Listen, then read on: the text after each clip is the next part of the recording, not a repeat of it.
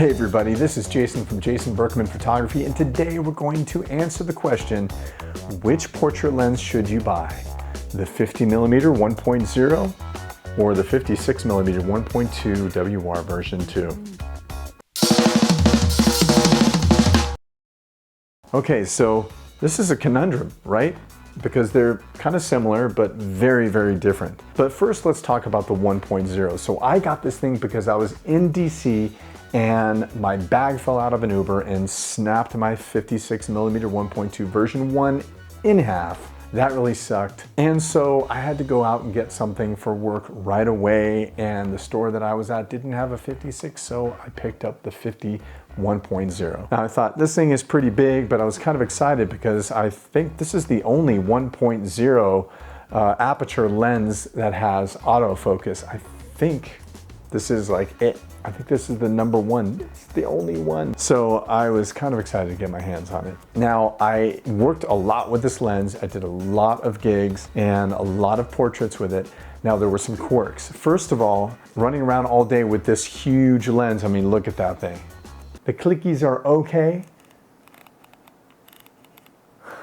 It's just big and solid, and it's a tank, but because it's so big, because of that 1.0 aperture, we're going to have a little bit of suffrage when it comes to autofocus, especially when you have subjects walking towards you and you're doing a high burst rate. It's going to get maybe half of the shots. And if you're working and you're relying on getting those shots, that's not good. So I was really looking forward to getting the 56mm. For that reason, for the autofocus, because the autofocus is going to be a little bit better in this than the version 1, which I had, the APD, which I had. This new version 2 actually is better with autofocus. It's not much better, but it's better. And that means a lot. The biggest difference between these two, one is going to be build quality. This 50mm is definitely more of a tank.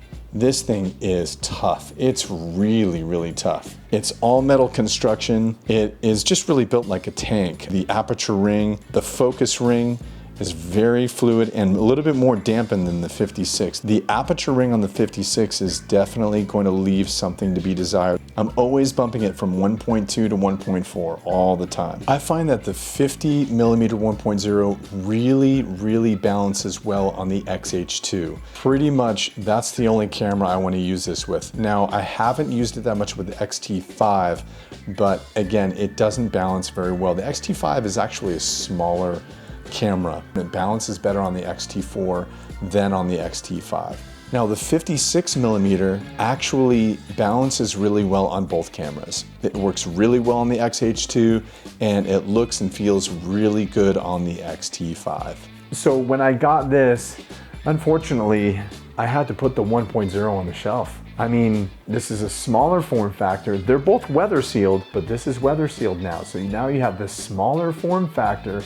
You have that 56mm, so you have that 85mm equivalent. You're getting really good bokeh with this thing, and it's reliable with autofocus. When you're doing a fast burst rate with this 56mm, it is capturing a lot more of the shots, more like 80% where it should be, which is what I need when I'm working. I hate bringing a photo to a client and going, oh my gosh, this is really great. And they're like, oh, that one's my favorite. And then I zoom in, I'm like, oh, yeah, that one's out of focus. I'm sorry. What can I do, man? Maybe use some AI on it or something. I don't know. I like getting the shot. The 56mm gets the shot way more than the 1.0 50mm.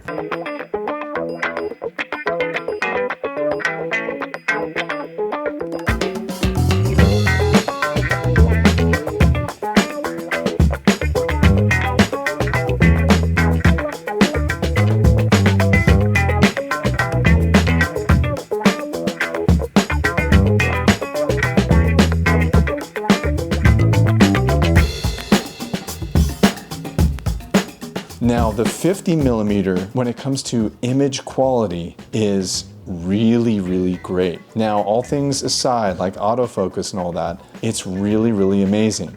just kind of a dreamy quality to it. With that 1.0, it almost has that full frame look, but sometimes I feel like the full frame look can look a little digital, almost too dreamy to the point where it doesn't look real. And you want some reality to what you're taking. You want you want it to look authentic and real. And I just think it looks dreamy, but it doesn't look too clinical. And I really like the quality of the bokeh. I love the quality of the images from the 50mm 1.0. Now the images from the 56mm version 2, it's a Fujifilm 56mm. It's just gonna look really great. So I'm gonna put some images that I've taken from the previous two versions that I had. I had the version 156mm that wasn't weather sealed. I like the smaller form factor of that, but I'm not too displeased with the form factor of this new 56. I also had the 56 APD, which rendered amazing bokeh, just beautiful bokeh. But again, it wasn't weather sealed, and I liked using it more during the day in low light. It's not as good.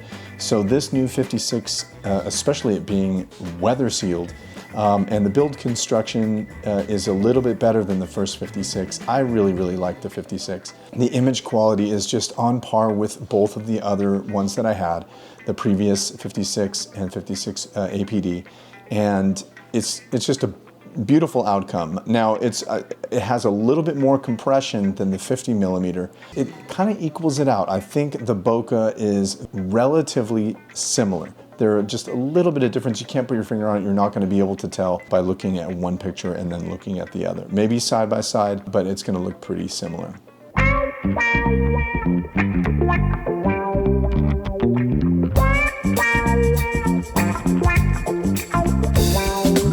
If they come out with a 50mm that has better autofocus and it's a smaller form factor, that's what I would go with. That's what I would go with. Because the 75mm equivalent with the 50mm 1.0 allows me more latitude indoors when I'm doing environmental portraits with people. Let's say they're on a couch or something like that. I don't have to back up into a TV or into someone's plant or something like that. I'm not falling all over the place because the 56 is too long. I don't want to use the 35mm or something like 27mm because I want more bokeh. I want to get that separation. I want to get that bokeh-licious bokeh. I need it. I need it. For work, that's what I get paid for. They want to see the bokeh. They want to see that separation. And both of these render amazing separation, but the 75mm equivalent with the 50mm allows me to get closer to the client. Now, I'll take the good with the bad. The 56mm, I'm getting more shots with it. It's smaller. It fits in my bag better. For a smaller kit, that when I'm working, I'm in and out of my gig. I don't want to be worrying about this big, huge hunk of metal all over the place. Come on.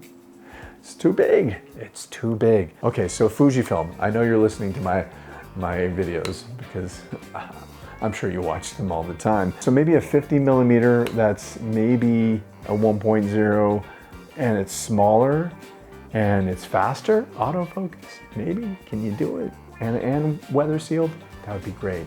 Thank you for that. To wrap up this video, I'm going to say that for my use case, the 56mm 1.2 is the winner. All right, guys, that's all I have for you today. Please like and subscribe. If you have any questions, comments, feelings, thoughts, or concerns, leave them in the comment section below. And again, I'll see you in the next one. Peace.